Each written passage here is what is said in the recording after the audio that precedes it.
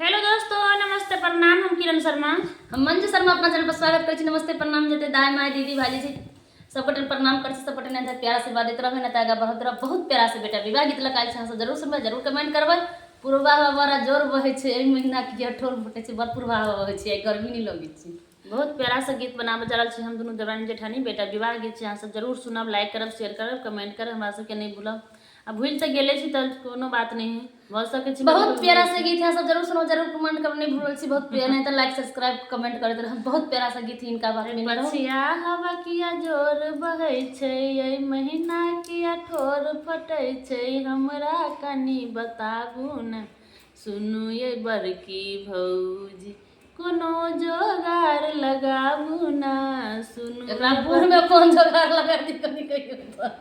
हाय अहाँ सब हम बूढ़ नजर होइ छी, एकदम बूढ़ नहीं छी अहाँ सब। बहुत प्यारा से बेटा विवाह गीत बजा रहल छै, सब जरूर सुनबै, जरूर कमेंट करबै। बहुत प्यारा सा गीत है, सब जरूर सुनबै। बहुत प्यारा सा गीत है, जरूर सुनकर कमेंट करबै। रीमा झीमा